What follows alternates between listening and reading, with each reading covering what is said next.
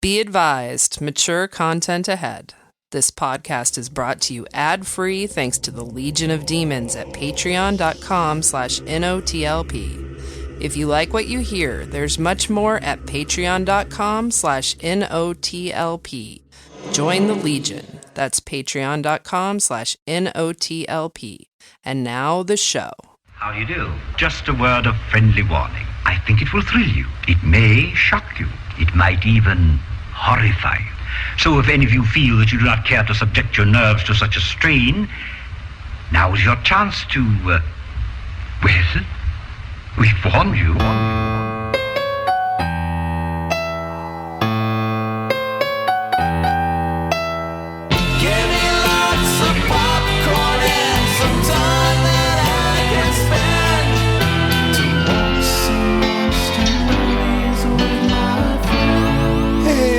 We're back celebrating Monarch, the mysterious organization that tracks giant boogaboos around the globe.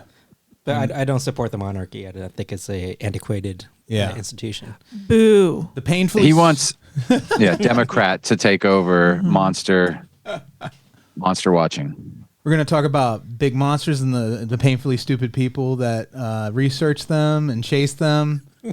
Later, I don't know if they're they're adorably stupid. Stupid. They are adorably stupid and annoying. Better in this one. Yeah. Oh, that woman. That woman. She's like, "Are you sure we shouldn't do this?" He's like, "Yes, we should." She goes, "Okay." 17 times of the movie. We'll get to that because I agree. Jinx, because bad mom. Anyway. I find the rhythms of this one that are very similar to King of the Monsters almost charming in a way that they weren't the same kind of things, but it's a better movie. I do agree. It's a better movie. Godzilla v Kong. Yeah, they're stupid in different ways. Yeah. I wanted to say welcome Kevin Matthews to the Legion of Demons, who just joined our Patreon. Welcome. Kevin came over from Not a Bomb podcast with our buddies Troy and Brad, who will be appearing on their BC Butcher episode, the world's first slasher, a caveman slasher movie. It's not the world's first slasher. Everybody calm down. No, I mean, in the chronology of the movie. No.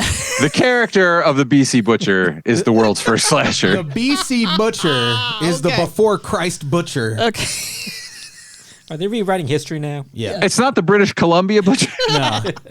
It's a caveman. I think it's like an hour-long movie, and we're going to talk about it on their podcast. We bought it. I should say Troy bought it. You guys bought it at a Horror Hound. At a Horror Hound from the good folks at Troma, and they were like, "You want 3 copies of what now?" They were shocked. Do they have to blow the dust off? No. Like Troma does swift business at Horror Hound, but the idea that you would buy 3 copies of the same movie is insane. Of BC Butcher in particular. Yeah. So that's fun. But welcome, Kevin. I hope you enjoy the bonus content. We just got done recording the intro to Origins, where we old feedback episode. It was a lot of fun. Kelley really goes in on Blood, Sweat, and Tears Singer's face. And I'll tell you, for me, that was like the highlight of for me, that was like the best part of the episode. I laughed real hard. It is weird looking. I mean, that's not my fault. Well, it's such an iconic moment. Every time I hear that song, I think of Kelley. Yeah. It's true. So he I'm so glad. So I can hear that song often. Spinning wheel is what he's talking about. That what goes up, and you know the rest. Wow, Kelley, you created the weirdest thing by doing that because the gate on Zoom or whatever turned you into the sound of a bird warbling.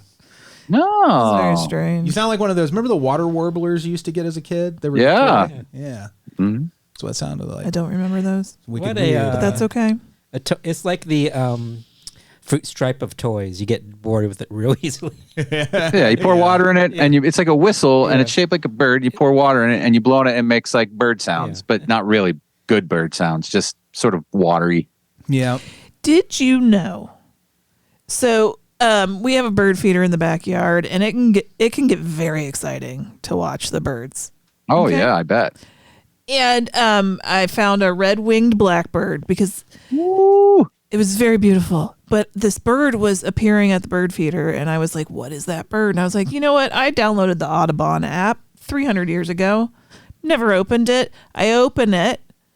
I identify the red-winged blackbird. Gorgeous. Yeah, big too. But the app for the birds has all these different types of their calls.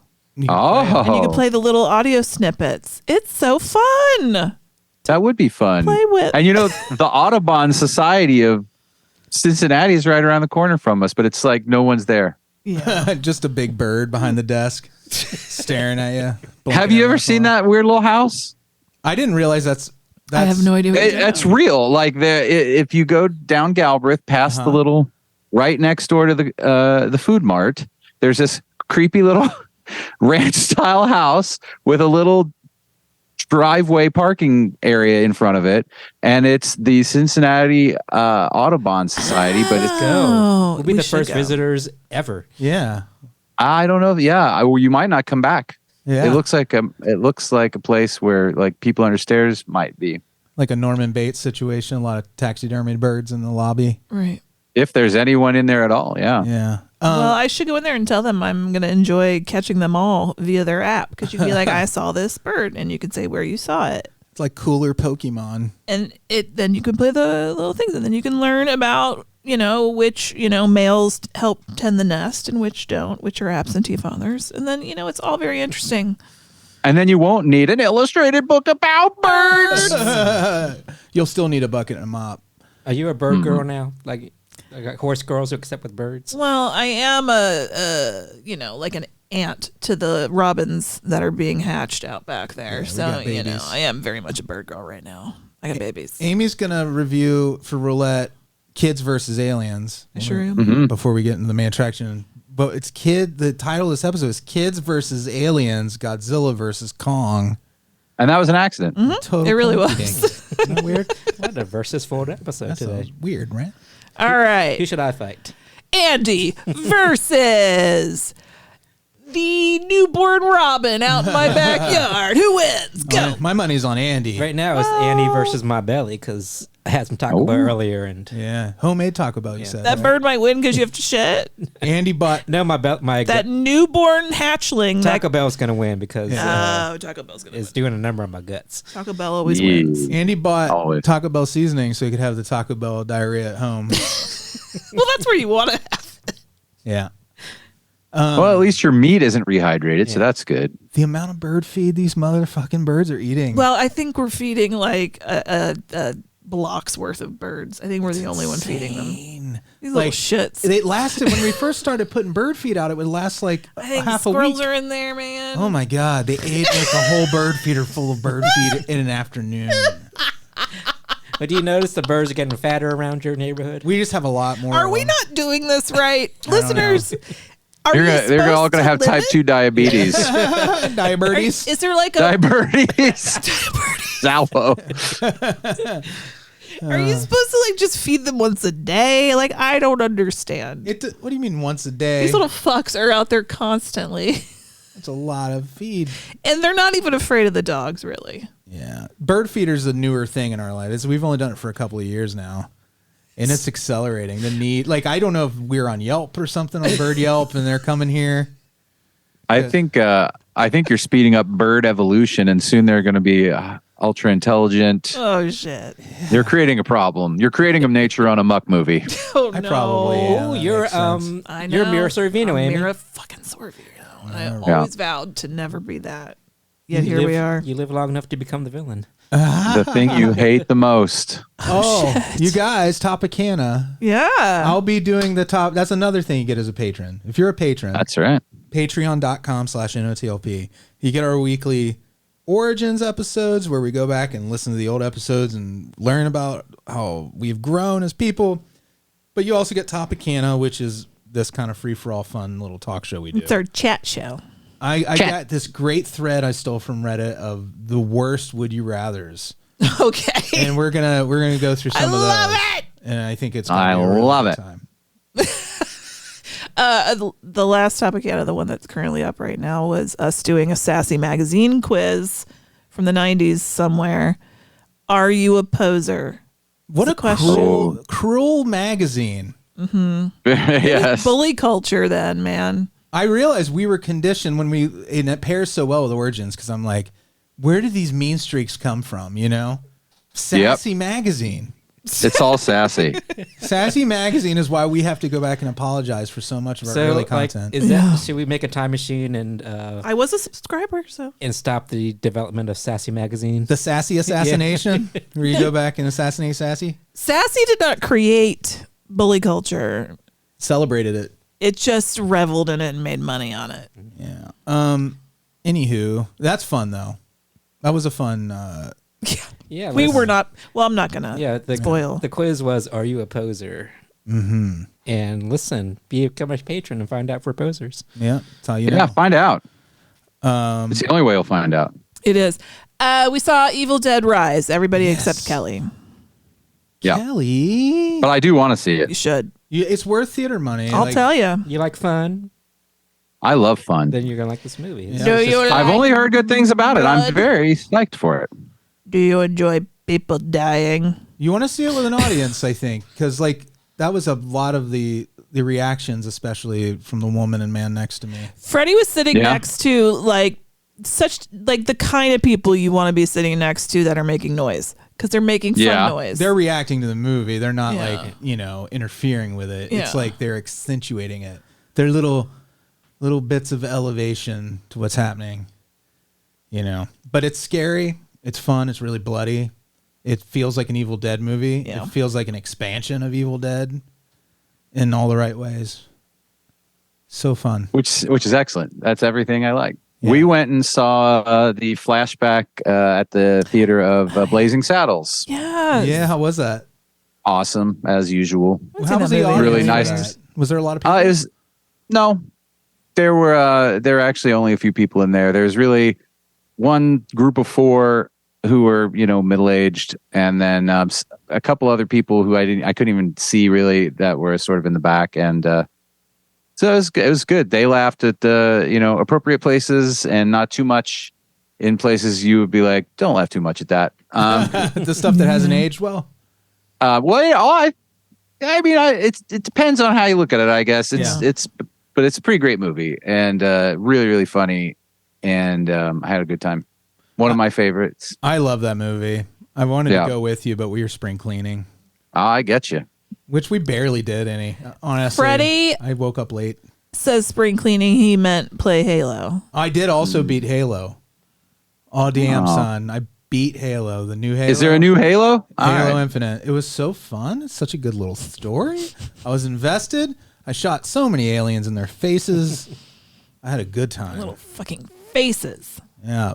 That was the first time I've beaten a video game How long did it take you? in a long time. I don't know. I have to look at how many hours I put in on it. Seems like, isn't it an old game? It's been around forever, right? Halo is a series of games that have been around forever, but this game is relatively new. Andy just went, There's I'm even a not a TV gamer, show now. so TV like, shows I not didn't bad. know that there was more. he thought than everybody was still playing the Halos. one from Yeah. 10 years ago. It's like Yeah. the Zelda. Like, there's no Zelda. Oh, you're so cute. Yeah. They still make these things. You know what I wish they made was Narc. You remember that arcade game, Narc? I do. Oh. That game was fun. It's pretty good. What was the story? You were a couple of cops You're in two guys, motorcycle yeah. outfits with helmets and machine guns, and you would walk through. It was a side-scrolling beat 'em up, but you would kill drug dealers Wow. in really gory, over-the-top ways and confiscate their drugs and their money. And then you would have these giant, ridiculous bosses that you would also fight that were horrific, like really horrific-looking things. Jiminy Christmas. And it was like hilarious that they ever even got away with putting something like that in an arcade, like where kids were. It was wholly inappropriate, but it was the one game when it was there that I wanted to be playing at Doc I think it was Doc Holidays, I think is where I played that one. And I was always drawn to that. I've never heard of this game. My goodness. Narc. Yeah. It's really There's a Nintendo game version of it too, I believe. Was there? I believe. Wow. I could be wrong.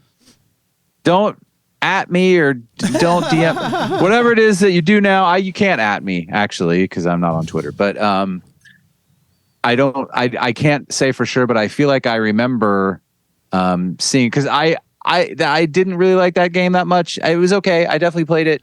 But I would see it, I felt like, in like the lists of Nintendo games or to rent It feels like something Sega would do, but not Nintendo. No, seriously, because Nintendo was real weird about like when Mortal Kombat came to Nintendo. They took the blood out of it.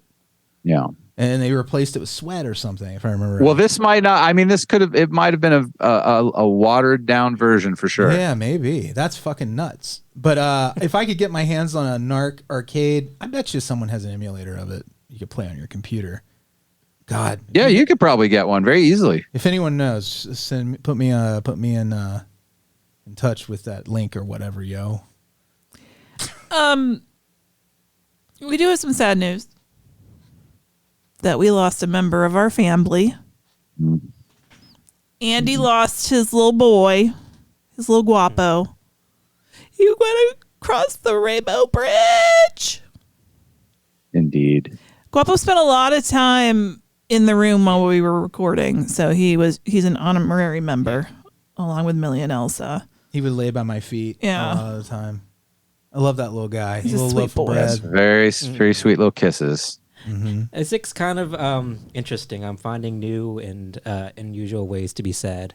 Yeah, for instance? Yesterday I was driving home, and I was like, "Oh, I got to the car so easily." Oh yeah, because normally I have to wait for Guapo to get his. He has to go pee on that bush outside my house. Yeah, I got into your house so easily today. Yeah, and I was like, normally Freddie has to hold the dogs back. Yeah, while Guapo is checking his pee mail. Yeah, because they're super curious and excited. And today I was having lunch, and it was spaghetti meatballs. Really good, by the way. LaRosa's spaghetti sauce.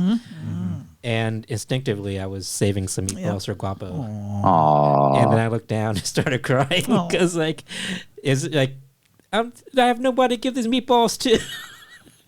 I mean, I could have finished myself, but it's instinctively. You put the meatballs down, like pouring one out for your pour homie. Some meatballs out. Pour the meatballs out from a homie. For your homie Guapo. Coming out of a beer can of meatballs. They did the cutest thing, the service that Andy used. They gave him prints of Guapo's nose and paw, and he had extras, and he gave us one today. So very sweet. Guapo was my dude. Yeah. And then I made a joke that said, "Why don't they do these for humans?" Yeah, you want a nose print? Me and Andy were of a dead person. We were like, we have our dead mom's nose prints.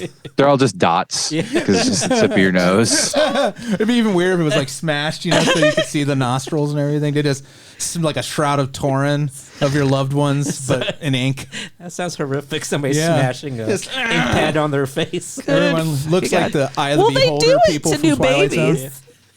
They do footprints. Their feet, yeah. It's real cute with babies. But not face prints. Not with human But not people, face though. prints. Yeah. Yes, you're right. Do they do the footprint as a cute thing, or is it some sort of identifier or I don't know. measurement that they're taking? I thought it was just a cute thing. Oh, okay. I don't know. I didn't know if it was like part of your I don't know. medical record. Do they take like fingerprints at babies when they're born? No. They might have, do they have their fingerprints yet? These are all things I could easily Google. I'm not going to. I mean, they do. But I think. But they're so tiny. They're so tiny. Do you think they've ever had to fingerprint a baby? Do you think a baby's ever been like arrested for a crime? No. On suspicion of a crime. You fit a description. To which they have to submit to a fingerprinting. Well, how do you describe a baby? It's like, well, it's bald. He's 2 feet tall, bald. Because they have no features at that point. Well, they're just blobs. Back in the 80s, you would have to get the fingerprint. Like, if you wanted to be on the list in case you got kidnapped so they could find you. I feel like that. You had to get fingerprinted. That was the cops trying to pull a fast one and get a national registry of everybody. What, fingerprints? The child fingerprint thing about how does that help you find a missing kid? No one could ever really give me a good explanation on that. Can you imagine a baby lineup? Yeah, they just wanted that. They're like, well, get your DNA too. Can number 3? Well, it's possible. You might be right about that. Although I think as your fingers grow, I don't know if a child fingerprint will still match. Yeah. It might. I'm not sure, but I do feel like if you find a kid who doesn't know how they got where they are, and you have their fingerprint, you can fingerprint them and match it. I could see how that would help. That reminds me of the goofy shit we used to talk about sometimes. On your it was F, Marry, Kill Topicana. Oh yeah. Elise pointed out that I guess we all thought Karl Marx was Russian, me. I'm guessing. I think I started it because I just assumed, and I don't know why. But it was hilarious because I was like, I presume we didn't care enough to look, right? Oh, I'm never going to do that. What am I going to sit here and Google everything? German. Now we know. Karl Marx is German, which makes sense. The name was German. It's very German. That made me think of it because of Baby Fingerprints. It kind of feels like it all belongs in the same public school failed me silo. You know. I don't think it's important to know where Karl Marx is from, though. Or what if he was covered in baby fingerprints? I think it's important. Yeah, I feel like Baby Fingerprints is more of a college course kind of knowledge than, Coleraine High School general track. But what if a baby killed Karl Marx and we're the only ones that can piece it together because of our knowledge of baby fingerprints? We'll never know. But because we never put the time in. Okay. I think the world's going to be okay, though. Okay. So, yeah. Whew. Ready to talk about your movie, Amy? If you're a baby and listening, do you have fingerprints? Yeah, babies, send your fingerprints. They're not going to tell us. Tell your parents to tell us. I don't want to get in trouble with anybody here. Hello, boys and girls. It's time for straight-to-video Russian roulette.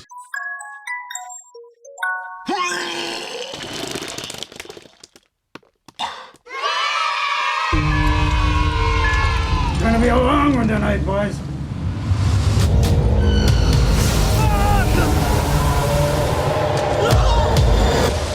Jimmy? Who's out there? All right, action! There's dinos dead ahead! Let's teach them how to die! We should have a party. We'll keep it small and your parents won't find out, I promise.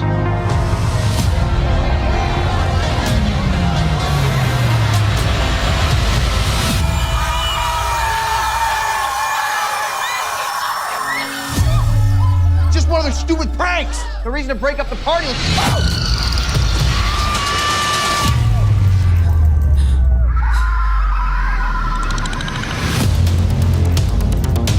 The aliens were using human skin to fuel their spaceship. I don't want my body to be alien fuel.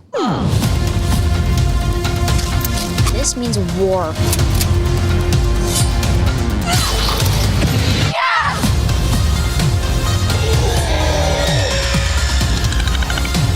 Give us a fucking break already!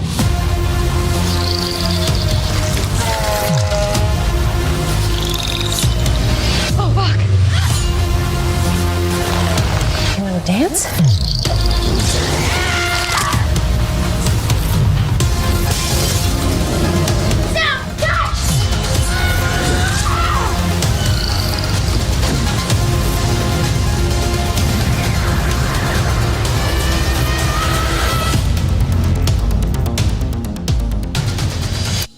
Fuck space. Fuck space. I disagree with that sentiment. Mm-hmm. I realized during that trailer playing that I had pulled my pants up old man style. Are they up to your nipples? Almost up to my titties. I don't know why. It just felt like the thing to do. So I'm going to review this like an old grandpa, this movie, Kids versus Aliens.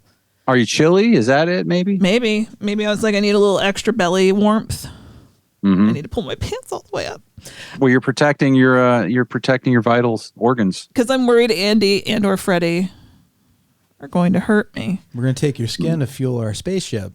Yeah, Kids versus Aliens. You know what? I was going to say, like earlier I was watching the movie and I was like, that's a crazy thing that was a funny line. That was a funny moment. Oh, but I can't spoil it. Well, it's okay. They put it in the trailer. Yeah, it's in the trailer. Yeah. What, the fuck space line? No, the kids using their skin. No, the kids taking their skin. Is it kid skin? It's just human skin. Oh, okay. This movie's cute. I do recommend it.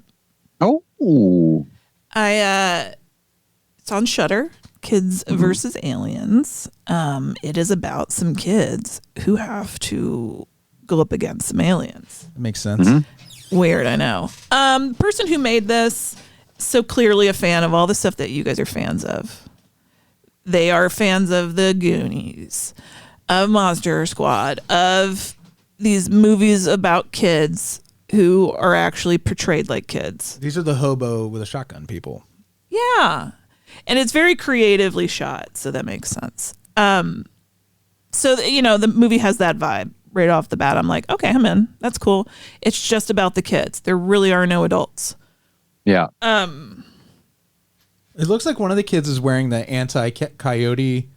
Oh, they're making a movie. So these are these kinds of kids. They're making a movie about alien monsters. I don't remember, but then there's wrestling mixed in, and so they're wearing these costumes. Oh, it's very Super 8 in that way. Yeah. So that's why he looked spikes. He had spikes on his thing. I was excited. Just on his thing? Yeah. Well, on his shoulders. Shoulder pad. They're wearing like pads. I know. Have you seen the fucking? That's okay. The suit for protect your kids from being eaten by coyotes. like your dog. I haven't seen the newest version. No, I haven't. They do make it for dogs. There's an Adult Swim fake infomercial for One for Human Children. It's hilarious.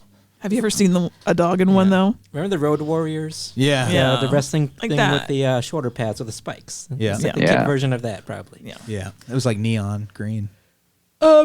So there's these kids. They're younger. They're younger kids. I couldn't tell you how they were. I don't remember if they said. Goonies age. They're Goonies aged. And then there's some older teens. And, the older teens are kind of bullyish. Yeah. But then you have the younger kids and then the older sister who is really like her heart is really with the kids and being silly Very Goonies. and free. God, yeah. But she wants to be with the boy because he's cute. But he turns into he's just terrible. I think that's an archetype that stands the test of time. It's the siblings with the 5-year age difference or whatever, and like it's a good setup. It's a great way to bridge those two worlds. Yeah. Mm-hmm. Love it. The bully teen, Billy, who was a really well done bully and Billy the awful. bully? Billy the bully was terrible. And he does that thing. So if you're not sure what love bombing is, this is what it means. When people talk about love bombing, it's this new thing that everybody's talking about. But no, really, it's this old concept of, you're so pretty. You're like the most beautiful girl I've ever seen. I can't believe, I want you to be my girlfriend. And she's like, oh my gosh, like all of this. Hey, you know what would be really cool? If we could have a party here at your house. Your parents are out of town and your house is awesome. Can we do that? Oh, no, I can't. We can't do that. Oh, I mean, I'm just so excited that you're my girlfriend now. And then it goes from there. And she's like, fine, we'll have the party. And then he like gives her all this love and then like tries to take it away to get her to do something. Manipulative little fucks. Anyway, then the aliens attack the party. And they do. Like they do. And you heard in the trailer that they're feasting on skin to fuel their So what do they wicked peel ways. people's skin off and then put it in the gas tank? No, this movie does not have that kind of budget. I mean, there's a little bit in the trailer where it looked like there was a skinned person. Well, yeah, but we can't buy a gas tank. Oh, the gas tank was the That was part that too was much. difficult? No. Is that you don't want to shove a whole human body worth of skin in a gas tank for a movie, ruin the gas tank? No, it was a lot of fun. This, then it's the kids versus the aliens, essentially. A bunch of them get, like, kidnapped, but alien napped. The aliens take them to, like, this lair, and they have to fight their way out. And, what they'll do for their friends, what they'll do for their family. There are a lot of kid. Sweet. There are a lot of kid gadgets, like homemade weapon. type You'll see. things. Yes, actually. See, I love that. This adorable little chubby kid, because there's always an adorable little chubby Ben Hanscom in there now. Yeah. Oh, he's adorable. They didn't go full chunk with him where he's obnoxious? No. Oh, that's a missed Was opportunity. Chuck obnoxious? Chunk I like was Chunk. kind of Chunk? obnoxious. Yeah, I think that was the idea. Yeah. That he was like the annoying running his mouth all the time. Not like mouth, but just like like he's talking about the and then where he's like I took tell me about the time Michael Jackson used my bathroom. Or the fake vomit in the theater is. Yeah. Are there bikes? Because Oh, yeah. 80s movies is not complete without kids But on it's bikes. not an 80s movie. I know, but It's you know the vibe. the vibe, Right. With- The vibe it is needs super. kids on bikes. Bikes. They're saving the day with cosplay. There's, just, yeah. And there's not really any adult to be seen. Are there like the archetypes of the smart kid and the jock? They don't really go into that. No, not really. I always wonder about these movies. Do they use is cell phone usage like part of the story, or do they kind of act like cell phones don't exist? It just wasn't. It just didn't. It didn't need to be part of it. You'll see. Yeah, but I mean, like in your day to day, like I've noticed that like a lot of screenwriters who are like nostalgic, like me, it feels like they will write a contemporary movie, but still treat the unfolding of the story as if they're like you're like in any normal circumstance. There's like 100 times someone would pick up a phone. And I feel like, that. Well, I mean, aliens just landed. I don't think the phones were working. See, that's the convenient thing. Maybe that's what it was. That reminds me, and I think this was that I told you that I wrote a story where I didn't think I had cell phones. I did. I actually used it as a device. So yeah, I'd like to see how writers handle that. Because like it's interesting because it is such a foil to traditional storytelling in so many ways, especially adventure and horror stories. Yeah. I used it as I did a thing that a lot of people do, I think, and it worked out. Discovering the ringing when it should be somewhere else. That's always a good one. Yeah, it's good. Spooky. It didn't stand out to me in any way, shape, or form, but I'm not curious. This isn't a trivia thing. Yeah. What else do I need to tell you? Oh, the color scheme. So bright. So much neon. Neon. Strong colors. It was not your bleached out blue that everything wants to be. I'm looking at you, Ozark. You could have done something. Loved you, but still. But yeah, I loved it. Kids versus I didn't love it. I liked it. Kids versus aliens. It's on show. There you go. All right. I'll find out how they did as opposed to the Cowboys versus aliens. Right? Did the kids do better or the Cowboys? I forgot about that movie. Everyone did. I've never seen it. I haven't either. Yeah. I heard it wasn't good. I heard that as well. What else have you heard? Daniel Craig was in it, right? Oh. I heard that he was. I heard the same. Amy, what are we going to watch next time? Oh, You gotta tell us about it. the movie for next week. It's called Unhuman. Oh. It is on Prime. After their bus crashes on a field trip, a group of high school students must band together to fight the undead. Oh. Yes, all right. babbies. You want to I like the undead. I'm spinning it. Why isn't it? You're swiping. There we go. Oh, my Making a Lord. mess of the thing. Swear to God. All right. Who's up next then? Kelly. All right. Congratulations. you, man. That's cool. Yeah. I like the undead. Will you text that to me, my friend Amy? You bet your ass I will. All right. All right. Well, Amy is texting that to Kelley, your boy over there. We'll get into this. This is our only chance.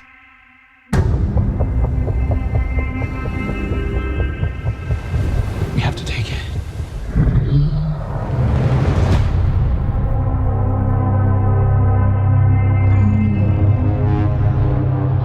We need Kong. The world needs him to stop what's coming.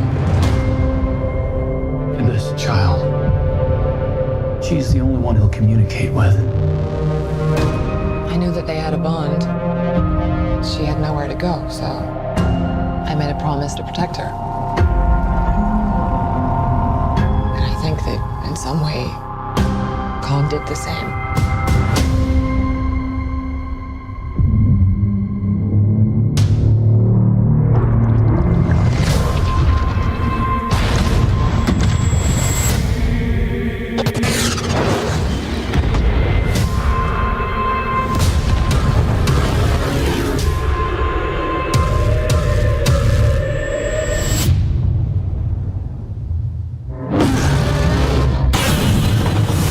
Godzilla.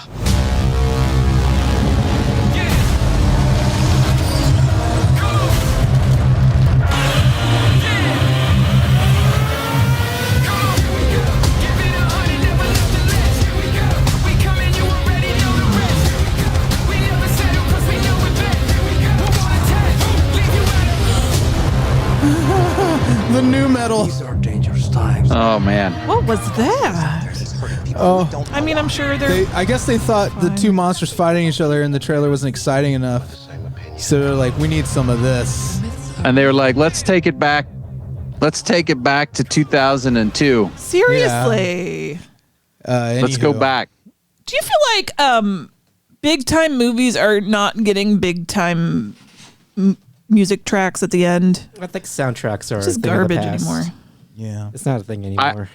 I also think trailers have started to suck so hardcore. Well, all the trailers are slowed down pop versions of popular songs nowadays. Or just they're either a weird cover by that Nordic sounding lady. I don't know if it's the same one, but it all sounds like Emiliana Torini singing.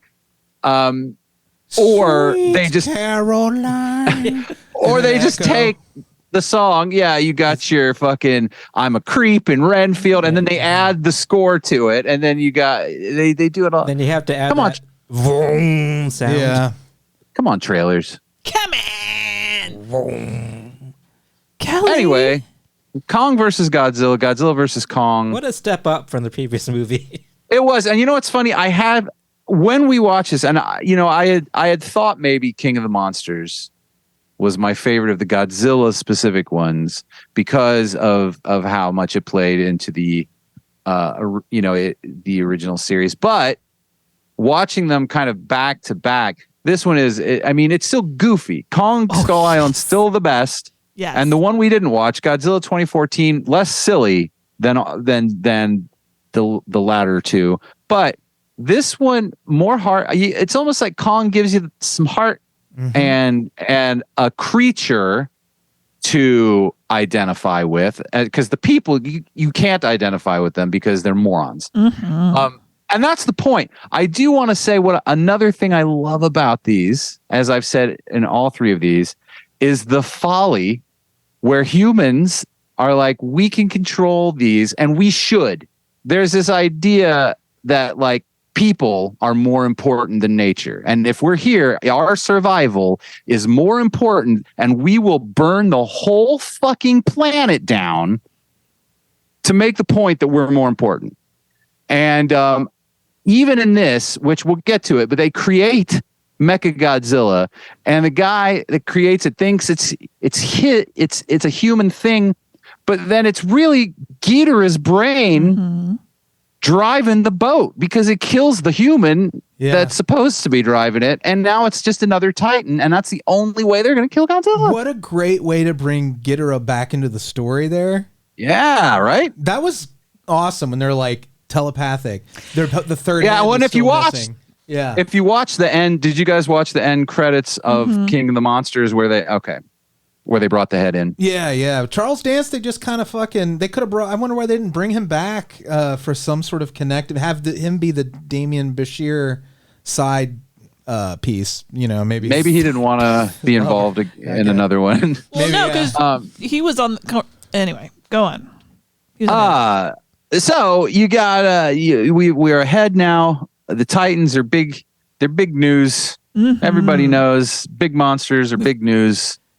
If it's a big monster and it bleeds, it leads. Yeah, and so at the beginning of this, Godzilla just kind of goes crazy, and it goes crazy on Pensacola, Florida, and everybody's like, "Oh shit, Godzilla's not our friend anymore." I like how CNN covers it. They're like, "Apparently, Godzilla is not allied with humanity anymore." That was so fun.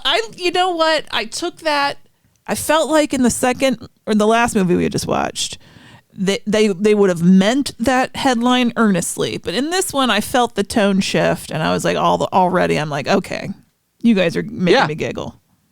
Yeah, the stupid shit was handled without earnestness. There was the amount you have to have to keep plebes in the seats, but like it was better tone. And and so then you have Kong, sadly, is in containment now, and for his protection, I guess, or not. I don't actually even remember to study him. I can't remember. Was it to keep them apart because the idea that they would fight would destroy and kill people, and they didn't want that to happen? Didn't something happen to Skull Island? Well, there was a storm. There was everyone got wiped out except for the little girl. Yeah. By storm. There was a storm. Did it wipe out Skull Island itself too? No, because they built the containment unit on Skull Island, and it was to hide Kong from Godzilla, so Godzilla couldn't sense where he was. Right. So it was supposed to be interference, I guess. They made this movie a little too complicated for its own good, but I didn't care because that's not what I'm watching it for. I'm watching it for the Monsters Fighting, and it gave me that in spades. It did. And somehow, again, with less monsters, you got more monster in this one than King of the Monsters. And you got a lot of their personality. More Godzilla than in any of the previous Godzilla movies of this series, actually, which I like. Still not enough for me, but a lot. Yeah, you basically only saw him for like a few minutes in the first half. This is more of Kong's story at this point, isn't it? Yeah, I mean, yeah. And so you have the reason Godzilla is fucking attacking Pensacola and another location, or later in Hong Kong, which I believe is a huge homage to Pacific Rim, or just because Legendary owns the rights to that and probably had some Hong Kong animation. Oh yeah, they were ready to go. That was fantastic. The Hong Kong was the perfect choice for the climax, I think, in this. Yeah, and there are so many, I feel like, little nods to other giant monster movies, like even the podcaster, very reminiscent of the Dougie Doug character from Eight-Legged Freaks, who was the radio conspiracy guy. I forgot about that.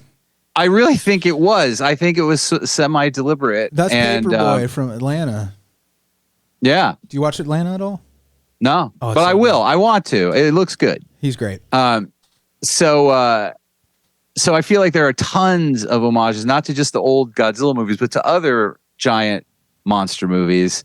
But anyway, so Godzilla knows that they are creating a Mecha Godzilla. He can sense Ghidorah's brain because the Titans are all connected.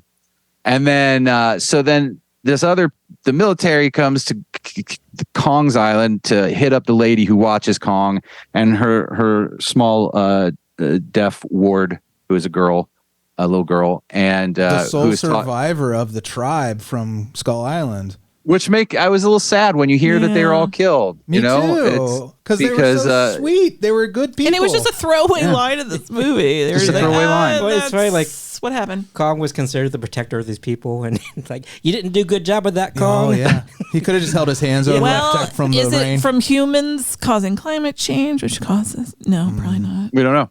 But... So so if Godzilla can sense Ghidorah's brain being activated via his skull, how did he not sense Kong chilling out in his little... Because they were interfering. They put that force field around him. That's the whole point of why they had him in there. Oh, so humans can affect the Titans. Well, they can jam their radar, apparently. Oh, okay. And so the military, because now they're like, we got to stop Godzilla.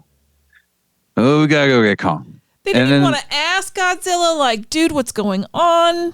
Didn't even want to ask. Didn't even want to ask. In that way he screams. Yeah, get a big notepad or something, or a keyboard. You laugh, but they taught Kong sign language. Yeah. Well, that'd be so cute to see Godzilla try to sign language with his big fat hands, with his stumpy little hands, little crocodile hands. He gets frustrated because he can't get his point across. Y'all keep waking me up. And this is one of the things, like, so what Amy mentioned about the lady saying no and then okay. So this lady is supposed to be Kong's caretaker. She's really the only. I mean, we get a couple of Coach Taylor Monarch moments, which are thankfully pointless, but brief. Yeah, it's really just to tie Millie Bobby Brown back to this movie and her open mouth acting. Yes. And again, I'm not trying to pick on her, but I'm a little bit, but not really. I'm just poking fun. She seems nice. I'm just funning her. It's not, I don't. No, I like her performance in this one because it felt in line with everybody else in the movie.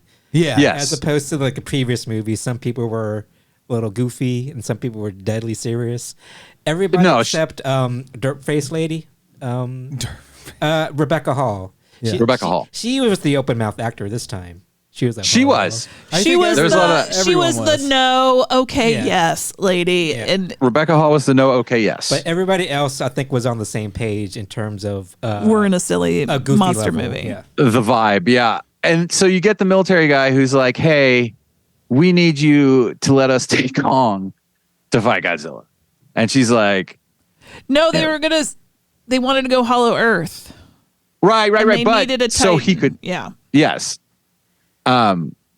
It wasn't to fight Godzilla. They needed a Titan to. It's convoluted. This is stupid. Actually, now that I'm thinking of it in my head, they needed a Titan to lead them through the Hollow Earth, through it to where it is, because they didn't know where. You got to remember that they're from Monarch's agenda, but then you have Apex, which is the evil corporate version of Monarch, where they want Kong to lead them to this power source. They think there's power to be mined from this. It's because instinctively all the Titans know. Right, but are it's drawn home like salmon. It's a smoke screen to It's a smoke screen. Monarch doesn't realize that's why they're doing it. And not everyone on Apex does either. The guy who's actually leading the thing, Skarsgård, he doesn't know what Apex is doing.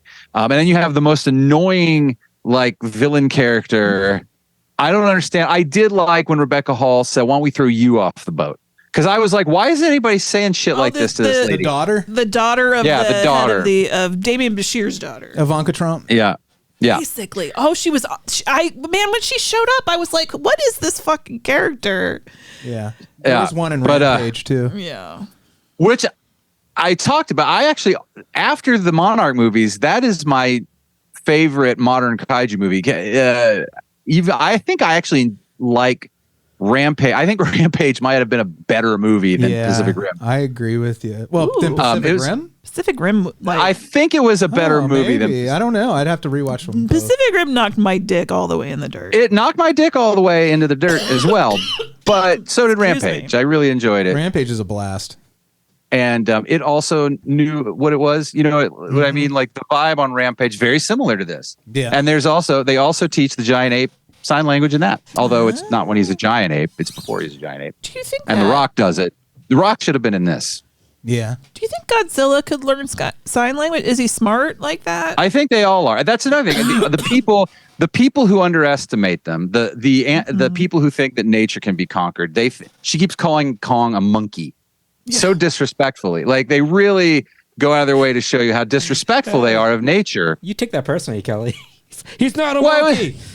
Well, it's like it just shows like you have these things that you have no ability to control, and these money people who think that they can, they just to them they're like, this fucking monkey, dump him in the sea. Like, are you what? Damien Bashir. Not only, I mean, just to show you what kind of, he always has a drink with him. Always. He's always half in the bag. He's a cool guy. I love him, but he's always clinking his glass with the ice. He doesn't have any respect for anything. He's like, no, he has no respect. He's very cartoonish. Yeah. Yeah, and he sends his daughter on this horrifying mission. Well, anyway, fuck about his daughter. Clearly, doesn't give a shit about anything. But that's good, and you don't even have to go into his thing. Like he starts to go into soliloquy and is killed by his own creation. A+. But great jacket. Great jacket. The thing about the no but yes, so the Skarsgård is like, we got to get Kong to lead us into the Hollow Earth, and she's like, now it is to figure out how to stop Godzilla from fucking shit up, and she's like, no, and he's like, this guy is full of onlys. Everything is our only chance. It's our only weapon. It's our only way. It's the only. That is, he came from the only school of business where they're like, what you got to do to get people on board, you got to say, hey, this is the only fucking way we can do this. And she's like, she makes that face like, she makes the Elijah Wood. All right, then. Keep your secret. And then she's like, fine. And then when they find out that the little girl consigned to Kong, and then they're like, "Oh, do you think we could put this little girl? Can we use this tiny little child to manipulate him? Our barely tested nuclear aircraft? Absolutely not. But it's our only hope. Okay. Can we lie to Kong and tell him that his family's down there? It's the only way to get him to go. Well, the little girl takes after her ward as a very easily convinced person. Yeah. Well, she's a little girl. She's trusting. She's a child. Oh, you mean the woman takes after a trusting child? Yes. And she just gives up very easily. It was ridiculous how many times it actually happened. Go back and watch Listener and count. I had the 3. same. Could be 4. It's really funny. And but again, it works. And I bet she buys into MLMs a lot. This character, that lady, yeah. Do you think she's drowning in LuLaRoe? So many oils. Look at this. Do you think in another, in one version of the screenplay that they were using that guy from Trailer Park Boys as the Damian Bashir character, and that's why Bubbles? Which guy? Or Ricky? Ricky who always has a drink. Ricky? Oh. Yeah. Oh, Julian. Julian. Yeah, the one who ran the trailer park. Well, he didn't run the trailer park. But I mean the Never crime. mind! The criminal mastermind of the trailer park. Talking about Julian Dunn. That's a pretty big. The point is that they were like, we can't do it. It's too silly. We need someone with gravitas like Damian Bashir. I love him. And they're like, but you can keep the drink in the ice. Yeah, keep the drink. Got to go over the top. It'll not be rum and Coke this time. It'll be a higher shelf. Yeah, it's a Grey Goose. Yes. So then you have so let's set all that aside right now. Kong, Hollow Earth. She says yes. Okay. That's our now you got storyline. B story. Now you got Millie Bobby Brown and her buddy who is the Spider-Man sidekick type. It's not the same Julian kid. Dennison, who was in the Hunt for the Wilder People in the Deadpool sequel. Oh. By the way, speaking of homages, did you notice that the university's Denham University, Carl Denham, was the original person who charted to go get Kong? He was the guy. And also the original. I can't remember his name. I can't either, but it was Carl Denham. And that's pretty cool. Yeah, I love Easter eggs. Anyway, so Millie Bobby Brown is like, we gotta figure out Godzilla. And she's listening to this conspiracy podcast guy that is exactly the same as the guy from 8-Legged Freaks, except with a podcast, it's a radio show. And he's figuring out somehow, they tell you how, I guess, the Apex is up to some shit. Well, he works for Apex. And he's a mole. Right. So she wants to help him figure out what's going on. And that's like this is how we discover Mechagodzilla, which is your real big bad. All right. So that they just run around and they don't spend too much time on it. No, there's some time on it. Yeah. And that's good. Yeah. Adam Wingard directed this. I think he did a great job. Yeah. And is, I believe, directing the sequel. So now they've got Kong on a boat. How do they tranquilize him? I think he wasn't tranquilized. I think he was sedated. No, he was sedated. They had like a monitor on him.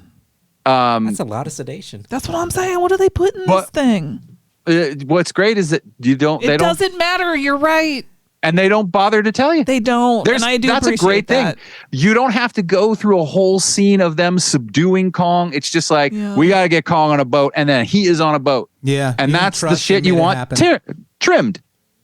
And so he's on the boat, and they're swimming, and they're like, we're avoiding all of Godzilla's waterways, as if like Godzilla, which is a humongous thing, is just going to be like, whatever. And Titans can sense each other. So he shows up and starts fucking shit up on the boats. Aircraft carrier. That was a fantastic battle sequence. Great battle. Yeah. Great battle. They're like, no, they're both going to be standing on an aircraft carrier. Kong standing on it. And they're looking at each other. One of the coolest shots in the movie is the jet taking off from the aircraft carrier with Kong in the background.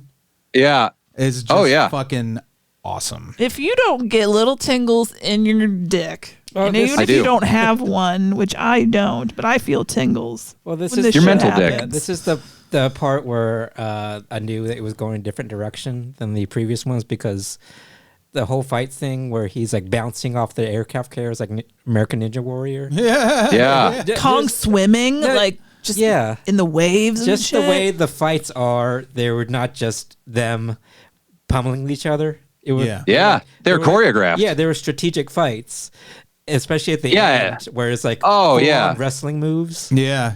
Well, they really wanted to give it to you. They really wanted to give you that. Well, I think. Yeah. Well, they gave it to us. That we took it not, hard. They're not just animals, just without thought. They are thinking through their moves of fighting and everything. And they watch the WWE as well. And and also Kong can use tools. That's one of his advantages. And so they fight. Whatever. Godzilla goes away, and Kong does his. And he gets back, and they go okay. So then they airlift him, which again, an homage to King Kong Lives. The logistics where they give him the heart transplant. Yeah, just the there's homages to of all these little helicopters. Yeah, I know. With this giant net. They look like Lilliputians. It's like I don't. Also, do you think he's going to be cool with that? He does not like helicopters. He did not have a good experience with helicopters. He threw trees at them previously. Yeah. So, but anyway, they get him to Antarctica, which is where they have the kind of gates down to the Hollow Earth. Which is sort of, and again, they're tying in real sort of myths and legends. I love that. The world building in this for me is awesome. And it really ups it. I think it makes this, again, better than King of the Monsters in a big way, because you're spending time with Kong, you're spending time in this world. And so he goes in, so they fucking get the little girl to tell him his family's down there. And it turns out she isn't wrong. That is his home, but they didn't know. Right. It was just like maybe it is, I don't know, but just get his ass in there. And he goes in, and then it's basically just Skull Island in the center of the earth with monsters and shit. You get some extra monsters that you weren't even counting on. Turkey bats, which I felt was awesome. I was like, oh, bonus monsters! Remember the turkey bats? The turkey bats are great. Yeah, there are all kinds of flying creatures, and Kong is happy. He remembers being there. Is in his DNA. Well, I just love. Oh man, when he sat on the throne, I was like, yeah. I love seeing Kong just being fascinated by things. Yeah. His face, he was like furrowing his brow, like, oh, look at that, that's cool. And that I think is the key to these. Even though I don't know, again, I feel like people didn't like this, but putting I think in the last one they tried to make people the emotional center of the movie, and that was not a good thing to do at all. But in this, they give Kong is your emotional center, and that makes all the difference. You're with Kong, the people. You're like, fuck the good guys, the bad, fuck them all. I hope these monsters kill everybody. That's what I always hope. They did, I think, in Hong Kong. Yeah, that when Kong whoever slams Godzilla into that fucking building and it just disintegrates, I was like, I sure hope they evacuate it. Yeah, we had that conversation. I bet they didn't though. There's no way they had time to evacuate that. I love that because no fucking way. Godzilla's at the center of the earth, and meanwhile, I mean, Kong is, and Godzilla is like, oh, I know where you are, and goes to Hong Kong and starts burning. He's like, I smell a bitch. And he Well, I think also because that's where Mechagodzilla was, and that he was under the ground. Oh yeah. So it's not. I don't think Godzilla even sensed Kong. I think he sensed Mechagodzilla, blew through it, and then Kong is down there, and he's like, "Rah!" And Godzilla's like, "What, you?" And then he blew a hole all the way through the entire planet. Well, I think just to the hollow part. Just to the hollow. No, but he looked in there, and the other side, he was like, could see Mars. But just the like Godzilla looks down the hole, and then King Kong looks up, and just the idea that they can see each other through that huge distance. Their eyesight is also Titans, really insane. baby. Yeah. This is where this movie and this moment is where I kind of see I become Kelley like, where I'm like, shut up, they're big goddamn Titan god things. They can and they will. They're using and I don't know how far down Kong was at that point. I think they were pretty far literally in the center of the earth. In the center of the earth. And it looked pretty big. But Yes. As that's happening, Damian Bashir is like, all right, let's fire up Mechagodzilla. Let me show you bitches some shit. And thinking that his pilot, and again, I really feel like they were channeling Pacific Rim here. The pilot had a neural link to the mecha that was supposed to fight the kaiju.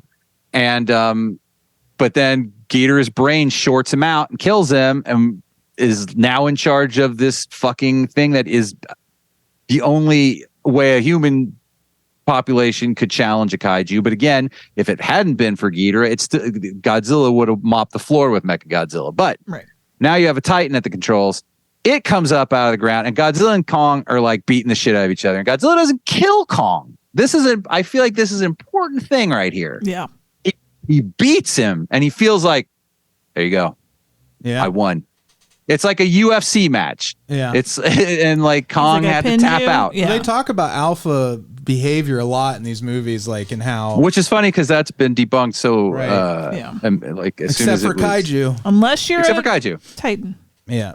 And they're like, well, he beat him, so that's all they needed. And I like it was very much like Iceman at the end of Top Gun, with the grudging respect to Maverick.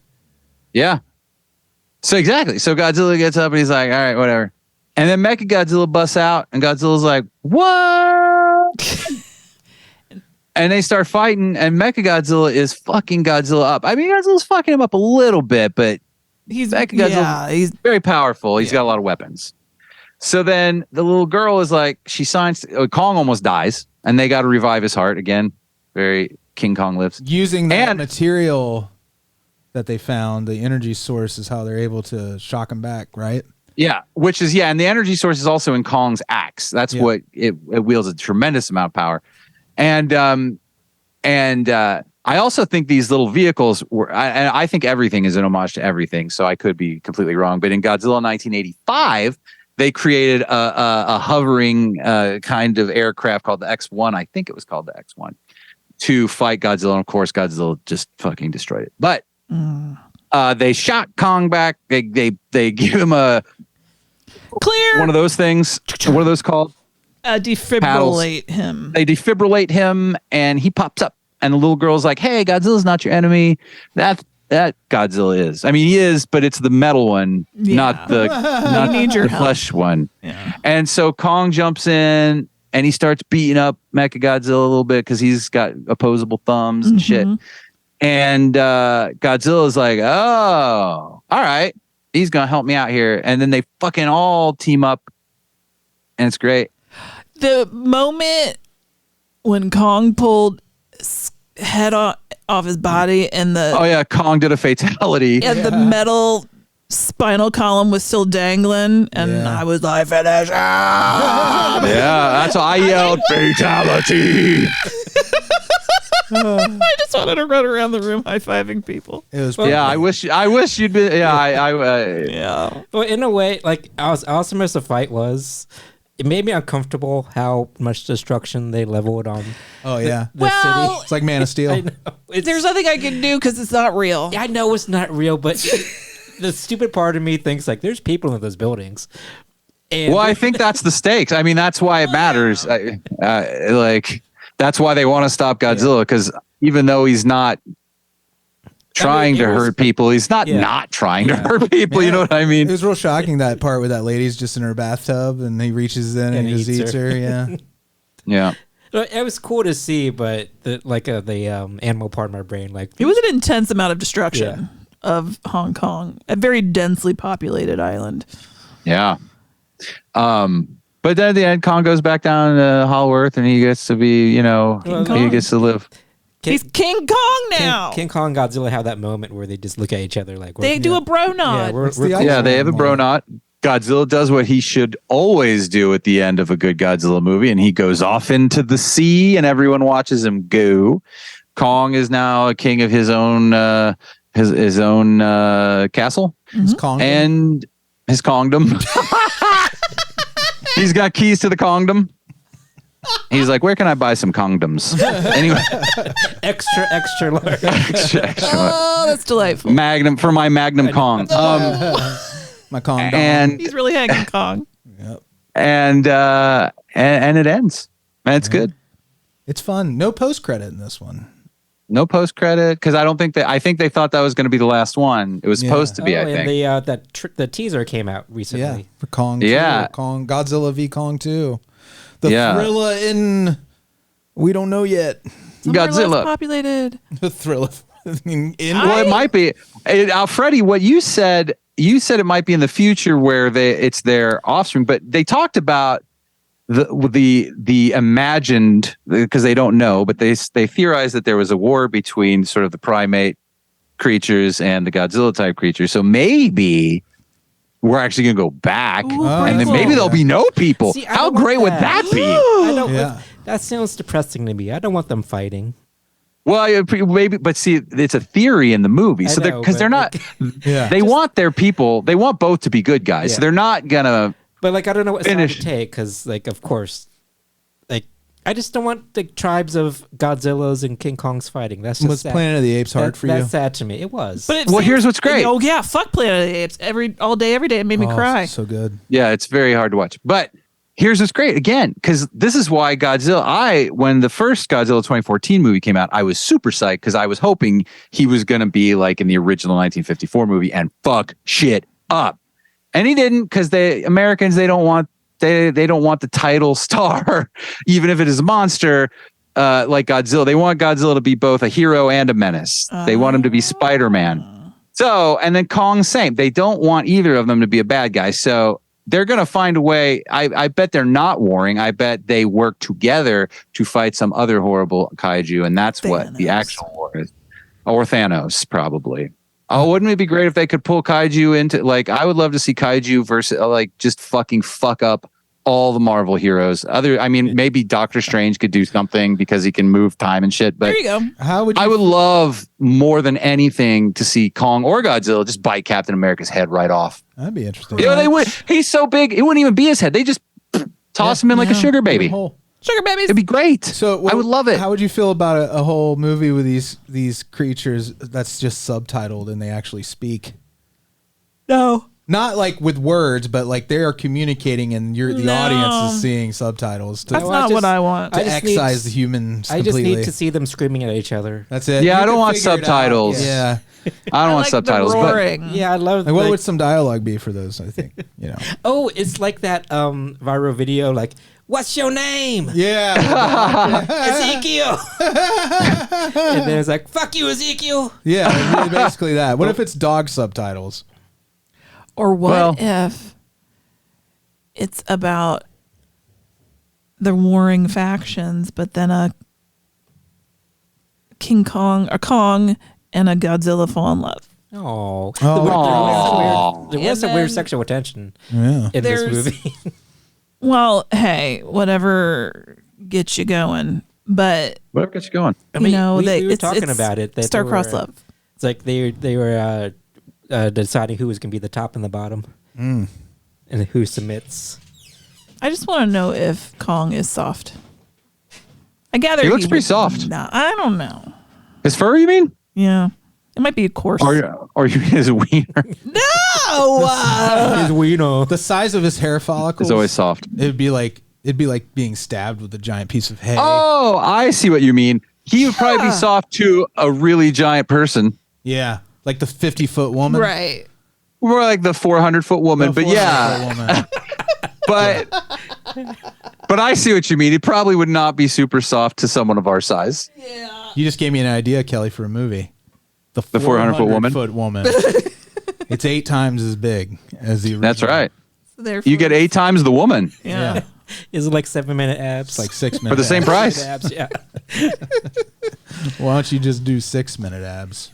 Well, let me tell you something. Mm-hmm. I thoroughly enjoyed Monarch Month. Yeah, what a great month. Thank you. Yeah. I don't know. I'm thanking you as if I made these movies, but well done, Kelley. Well done with these movies. Thank you. I do love them, and I am because I know people don't really necessarily love these American versions. And again, I get King of the Monsters. I'm definitely more with you now after having seen them back to back. It is a lesser movie. I still love it. Yeah, but don't give us that love. This one after Kong Skull. This one is my favorite of the new Godzilla specific ones, and It was really good. I mean, you know what I mean? It was within its context, it was really good. Yes. All right, cool. Yay. We did it. Kelley, it was just a joy to hear you talk about these movies. I'm glad. Just to hear your enthusiasm. It's joyful. Well, it is. And these giant monster movies are sort of like, if you were to say to me, what kind of movie, if you could only watch one, if this was a top can of question, what kind of movie, if you had to watch one kind of movie for the rest of your life and one kind only, it would be giant monster movies for me. Wow. They are sort of my top tier because they just make me feel happy and good. That's interesting. I'm trying to. What would you have thought it would be?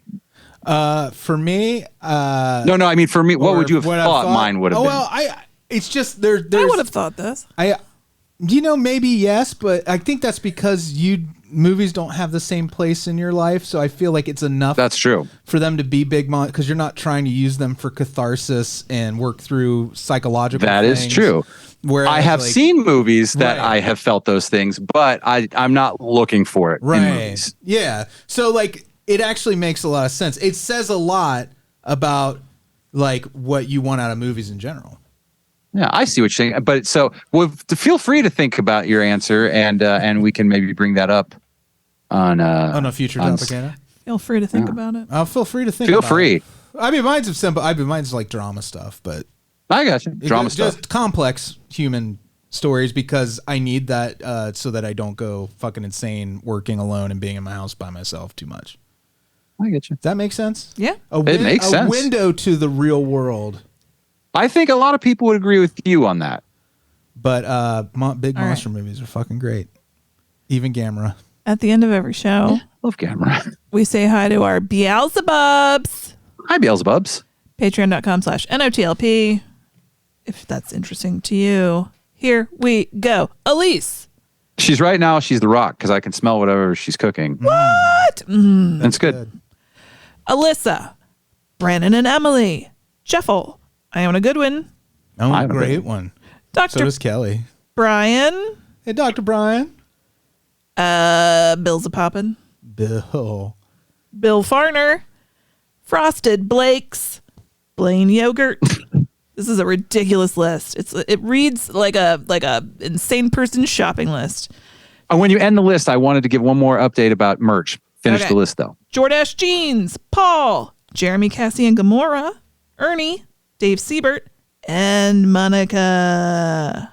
Y'all are great. Thank you for your support of us. And so I went back and checked. I know I've been saying this every week. So I actually checked the date that I updated that stuff. I thought it was early January. I actually didn't get that stuff up till February 3rd. And it's 3 full months after pledging. So I believe that things should be going out May-ish. We did get a couple of notifications that people were getting stickers. So things are happening. Which is actually also weird because, like I said, I didn't get this stuff up till... Yeah. And I think one of those stickers went out before that. So, but it's okay. So I still have an email out to them just to double check. But that stuff should still be coming to you. I'm keeping an eye on it because it is important to me that you get that. And so I've not forgotten about that. You're awesome. Thank you. Thanks, Kelley. Oh, you guys are awesome, and the listeners and patrons are awesome. Andy's awesome, who is no longer with us. He's still here. By which I mean he's not on the Zoom. Been quiet for a little bit. He turned his camera off. My computer died. It shit the bed. No, battery, not battery died. Oh, okay. So gotcha, not shitting in my bed. life. Oh, Andy. Aww. The rabbit died. Andy's pregnant. Oh shit! All right, we got to go deal with that. All right. Thanks, everybody. Bye. Thanks. Bye.